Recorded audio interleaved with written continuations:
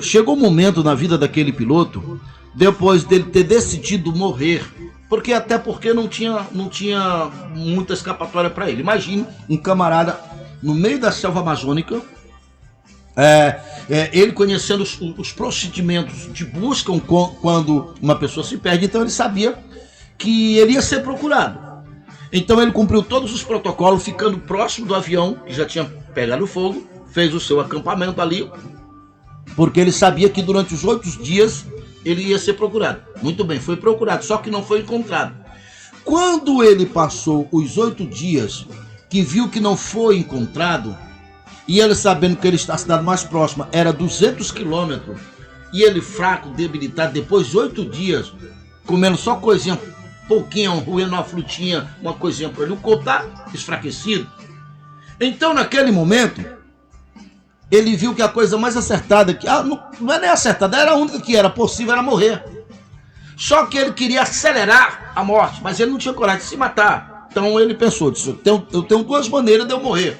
Uma é de fome lentamente. Aí ele disse que lembrou que já tinha visto pessoas que passou, que é o normal, passar até 30 dias. Se um ser humano parar de comer hoje, dependendo da capacidade de cada um, mas pode passar até 30 dias sem morrer. E é uma morte lenta, a moça é terrível demais. Toda morte é ruim, mas essa pensa uma morte ruim. É por isso que a única morte que é boa é morrer em Cristo, né? É verdade. Morrer em Cristo.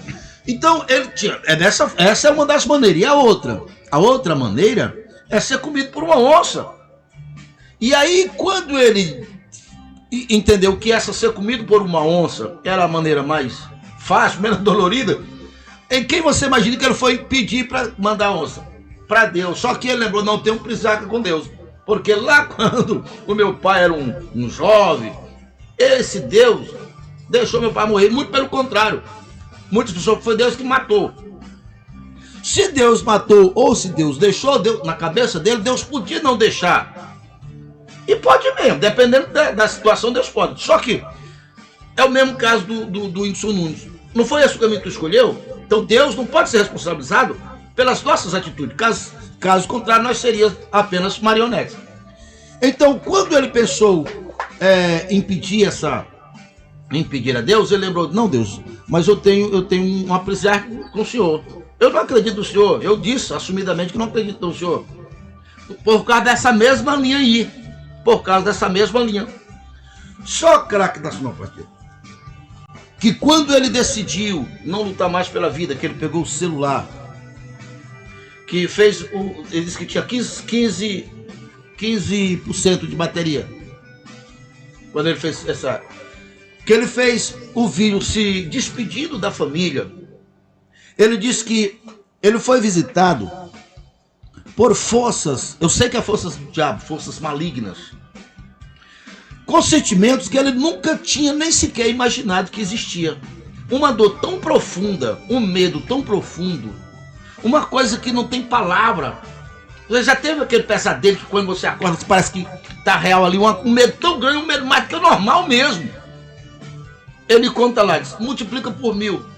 Só pra gente ter noção, a intensidade da dor, do medo. 2 coisas, craque da sonoplastia, bem aqui, eu tenho certeza que gostaria que todos entendessem. Coisa número 1, você sabe por que daquela dor profunda? Foi a última decisão dele de tirar a última gotinha de Deus de dentro dele. Porque nós, seres humanos, só operamos com o Espírito. Ou nós temos Deus, ou nós temos o diabo. Ou nós temos a vida, ou nós temos a morte. Ele não decidiu tirar a vida, que é Deus. Deus é vida. Então ele foi invadido por aquela dor que os seres humanos acham que se ele está sofrendo demais, como é o caso, acha que se matando vai eliminar a dor. E não vai. Porque na verdade, craque da sonoplastia, a maioria das pessoas que tira a sua própria vida não é que elas querem se matar, elas querem eliminar a dor. E elas entendem que eliminando elas mesmas, enganam o craque da sonoplastia. Sabe por quê? Jesus disse, o bicho nunca morre. E o fogo nunca se apaga. Mas eu digo isso para nós entendermos o caminho que o Whindersson está trilhando e muitos outros. Você sabe por que ele chega àquela situação? Ele ainda tem Deus. Mesmo se ele querer. Mas é só uma gotinha. Mas você pode ter certeza. Para chegar àquela situação ali, é porque decidiu se afastar de Deus, não reconheceu os princípios, ali, meu amigo, já está sendo tomado por forças do mal. Pode ter certeza, não precisa ninguém castigar ele, porque ele próprio é o castigo dele. Ele, todos que tomaram aquele caminho, porque não se trata de religião. É o que não queria ser, está no coração dele, é o que não queria estar na pele dele. O medo, segurança. E a outra coisa, craque da sinoplastia, para nós entender que péssima, terrível coisa é escolher esse caminho. Craque da sinoplastia, aquela dor, aquele sofrimento, da desesperança extrema, do medo extremo, do sentimento que, meu Deus, por difícil que seja, por grande que seja, no caso do rapaz que decidiu não lutar pela vida, é só um grão de areia. É só um grão de areia em intensidade, é só um grão de areia em momento, porque é a eternidade. Já pensou?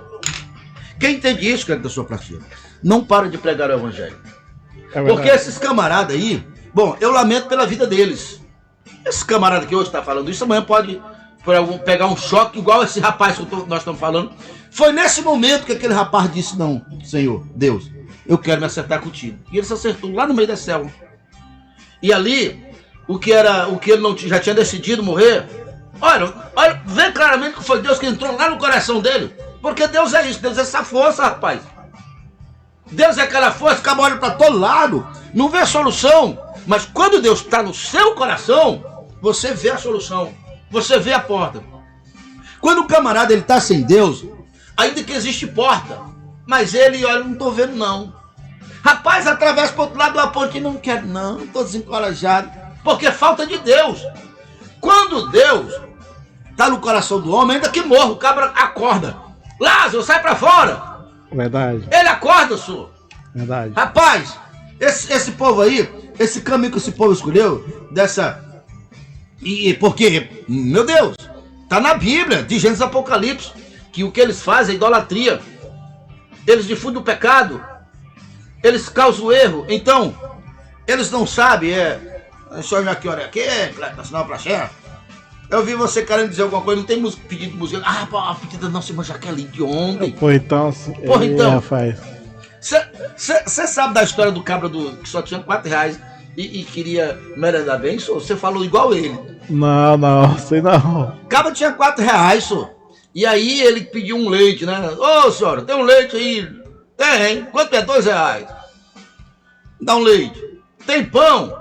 Tem. Quanto é? R$2. Tem café? Tem. Quanto é? R$2. Aí tudo era R$2, ele só tinha 4. Ele pensou, disse, então bota tudo pra mim. Ele deu, comeu tudo mais. Aí quando foi na hora de pagar, ele pegou os R$4 pra dona do estabelecimento lá. Aí a dona olhou assim, ô moço, tá faltando do pão. Ele disse, pô, então, 2 de leite, 2 de pão. Não, senhor, mas tá faltando café. Pô, não é. 2 de leite, 2 de café. Aí ela voltava pro pão, mas tá faltando. Cara, não quer dizer de João Lorota. Era tudo que o camarada queria. Aí você falou, porra, então, mesmo jeito do camarada que diz, porra, então. Então, craque da sinoplastia, vamos ouvir aí um. Opa!